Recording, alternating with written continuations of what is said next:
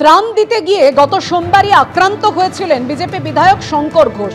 আজ সেই নাগরাকাটাতেই ত্রাণ বিলি করতে গেলেন বিজেপি বিধায়ক।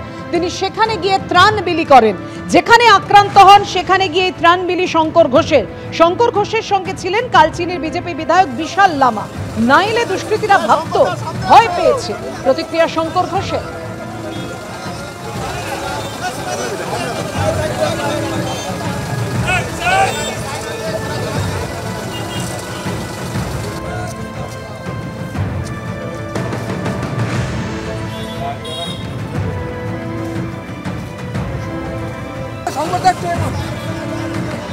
ভালোকে প্রতিষ্ঠা করতে হবে, ফলে ভালো তখনই প্রতিষ্ঠা হবে যখন দুর্বৃত্তরা পিছু হটবে।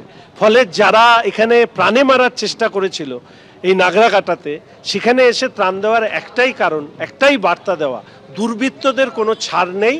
এই নরকের যে শাসন, সেই শাসনকে সমাপ্ত করতে হবে এবং দুর্বৃত্তদেরও নিকেশ করতে হবে। মানুষের পাশে দাঁড়ানোর জন্য ভয় পেয়ে যদি আমি পিছিয়ে যাই, তাহলে ভবিষ্যতে আমার মতন যারা হয়তো ব্যক্তিগতভাবে ক্লাব এনজিওর হিসেবে যারা ত্রাণ দিতে যাবে, তারাও ভয় পেয়ে যাবে। উত্তরবঙ্গ যখন দুর্যোগে বিধ্বস্ত, প্লাবিত, সেই সময় গত 6 তারিখ নাগরাকাটায় যান বিজেপি বিধায়ক শঙ্কর ঘোষ এবং বিজেপি সাংসদ খগেন মুর্মু। আর ত্রাণ বিলি করতে গিয়ে আক্রান্ত হন খগেন মুর্মু, একেবারে রক্তাক্ত হন তিনি এখনো হাসপাতালে ভর্তি রয়েছেন। দুদিন আগেই ছাড়া পান বিজেপি বিধায়ক শঙ্কর ঘোষ, আর ছাড়া পেয়ে আজকে তিনি সেই নাগরাকাটায় গেলেন ত্রাণ বিলি করতে।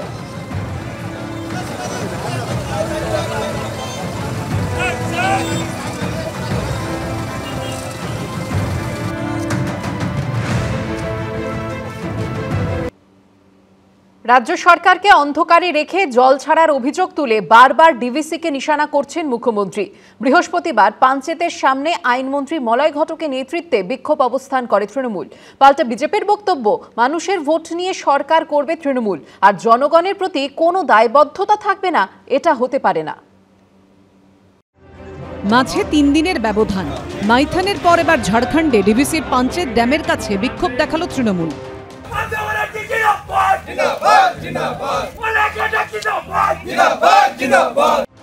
কখনো টানা ঘণ্টা 5 বৃষ্টিতে পুজোর মুখে কলকাতা ডুবে যাওয়া, কখনো দক্ষিণবঙ্গের বিভিন্ন জেলায় বন্যা পরিস্থিতি তৈরি হওয়া। বারবার মুখ্যমন্ত্রীর নিশানায় ডিভিসি। ডিভিসি তো ইচ্ছে মতো জল ছাড়ছে, পুরোটা নিজেদের খালি করে দিয়ে। উল্টো দিকে বারবার মুখ্যমন্ত্রীর তোলা অভিযোগ খারিজ করে দিয়েছে ডিভিসি। সূত্রের খবর, বর্তমানে ডিভিসির যে বোর্ড রয়েছে সেখানে পশ্চিমবঙ্গের তরফে রয়েছেন রাজ্যের বিদ্যুৎ সচিব শান্তনু বসু। অন্যদিকে 8 সদস্যের Damodar valley river regulatory committee বা ডিভিআরআরসিতে রাজ্য সেচ দপ্তরের চিফ ইঞ্জিনিয়ার রয়েছেন। ডিভিসির তরফে দাবি, জল ছাড়ার 12 ঘন্টা আগে জলাধারের পরিস্থিতির বিস্তারিত তথ্য দিয়ে তারপর জল ছাড়ার प्रक्रिया शुरू হয়। कोई भी रिलीज में चेंज होता है, बढ़ना या घटना, वो सारे मैसेज हम लोगों का कॉमन एक ईमेल है जिसमें हम वो उनको कम्युनिकेट करता है। तो हम लोग का एक व्हाट्सएप ग्रुप भी है। उस व्हाट्सएप ग्रुप में वो हम लोग हमारे साथ चैट में डिस्कशन में इन्वॉल्व होते हैं कि आप इतना पानी छोड़ रहे हैं, कब छोड़ रहे हैं, क्यों छोड़ रहे हैं, नहीं छोड़ना चाहिए, छोड़ना चाहिए। কিন্তু এরপরও ডিভিসির ওপর ক্রমশ চাপ বাড়াচ্ছে তৃণমূল। শুক্রবার আইনমন্ত্রী মলয় ঘটকের নেতৃত্বে ঝাড়খণ্ডে পাঞ্চেত বাঁধের কাছে ডিভিসির অফিসের কাছে বিক্ষোভ দেখায় তৃণমূল। ডিভিসির যে বাঁধ, আজকে তাই পশ্চিমবঙ্গের মানুষের কাছে ত্রাসে পরিণত হয়েছে। আজকে আমরা যে ধর্ণা এখানে করছি, ডিভিসি কর্তৃপক্ষকে সতর্ক করতে এসেছি, যদি আপনারা রাজ্য সরকারের সাথে পরামর্শ করে জল না ছাড়েন, তাহলে কিন্তু আগামী দিনে এই একদিনের কর্মসূচি নয়, আমরা লাগাতার কর্মসূচি করে আপনাদের এই অফিসের সামনে বসে আমরা কিন্তু প্রতিবাদ সভা, যে আমাদের সেই প্রতিবাদ সভা চলবে। এর আগে চলতি সপ্তাহে সোমবার মাইথানে আইনমন্ত্রী মলয় ঘটকের নেতৃত্বে ডিভিসির দপ্তরের সামনে প্রায় 3 ঘন্টা বিক্ষোভ অবস্থান করে তৃণমূল। তারপর এদিন বিক্ষোভ হলো ঝাড়খণ্ডের পাঞ্চেতে। বাংলার মানুষ আপনাকে ভোট দিয়ে আপনাকে সরকার গঠন করতে সাহায্য করছে, আর বাংলার মানুষ জলে ভেসে যাবে, ম্যানহোলে পড়ে যাবে, ফ্লাডে ত্রাণ পাবে না, এটা তো চলতে পারে না। যে কোনো এক সরকার আসবে, তাকে অ্যাকাউন্টেবল হতে হবে। প্রতি বর্ষায় ডিভিসির ছাড়া জলে প্লাবিত হয় দক্ষিণবঙ্গের একটা বিস্তীর্ণ অংশ। তারপরই জল ছাড়া নিয়ে ডিভিসির সঙ্গে সংঘাত শুরু হয়ে যায় রাজ্য সরকারের। ওদিকে ব্যারাজের লক গেট খোলে, আর এদিকে আটকানো যায় না দুপক্ষের বাগযুদ্ধের লক গেটকে। গত বছরে এই সংঘাত চরমে উঠেছিল। ম্যানমেড বন্যার অভিযোগ তুলে ডিভিসির সঙ্গে সম্পর্ক ছিন্ন করারও হুঁশিয়ারি দিয়েছিলেন মমতা বন্দ্যোপাধ্যায়। এবার সংঘাত আরও চরমে উঠেছে। এবিপি আনন্দ। সাত সকালে ইডির ম্যারাথন তল্লাশি। গণেশ জুয়েলার্স ব্যাংক প্রতারণা মামলার তদন্তে কলকাতার 6 জায়গায় তল্লাশি অভিযান চালালো কেন্দ্রীয় তদন্তকারী সংস্থা। 1200 কোটি টাকা ঋণ নিয়ে প্রতারণা মামলার তদন্তে চলে তল্লাশি। ব্যাংক প্রতারণা মামলার তদন্তে শুক্রবার সকালে কলকাতার একাধিক জায়গায় হানা দিল কেন্দ্রীয় agency enforcement directorate. Ganesh jewellers bank প্রতারণা মামলার তদন্তে গিরিশ পার্ক, শরৎ বোস রোড, নিউ আলিপুর সহ কলকাতার মোট 6টি জায়গায় অভিযান চালালেন ইডি অফিসাররা। গণেশ জুয়েলার্সের নামে শেল কোম্পানি খুলে কোটি কোটি টাকার প্রতারণার অভিযোগ রয়েছে। 25টি ব্যাংক থেকে মোট 1200 কোটি টাকা ঋণ নেওয়া হয় বলে অভিযোগ। এদিন গিরিশ পার্কের সরকার লেনে গণেশ জুয়েলার্সের চার্টার্ড অ্যাকাউন্টেন্ট বিশাল পাতোদিয়ার বাড়িতে হানা দেন ইডি আধিকারিকরা।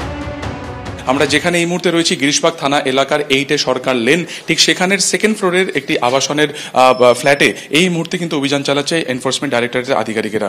বিশাল পাটোডিয়া নাম, যিনি একজন চার্টার্ড অ্যাকাউন্টেন্ট এবং স্টক ব্রোকিংয়েরও যিনি কাজ করেন, তার বাড়িতে এই মুহূর্তে কিন্তু এনফোর্সমেন্ট ডাইরেক্টরেটের যারা আধিকারিক রয়েছেন তারা এই মুহূর্তে এখানে তল্লাশি অভিযান চালাচ্ছেন।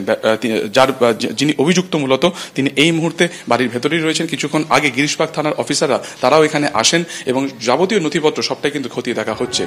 ব্যাংক থেকে ঋণ নিয়ে কি কোনো বেনামি সম্পত্তি কেনা হয়েছিল? আরো কোনো কোম্পানি মারফত কি নয়-ছয় হয়েছে টাকা? সব দিকই তদন্ত করে দেখছে ইডি। এদিন শরৎ বোস রোডেও তল্লাশি অভিযান চালালেন ইডি আধিকারিকরা।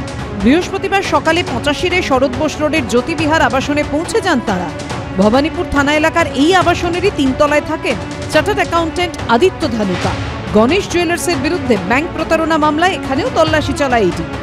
আমি যেখানে রয়েছি সেটা ভবানীপুর থানা এলাকার শরৎ বোস রোড, আর এই শরৎ বোস রোডেই জ্যোতি বিহার নামে এই আবাসন।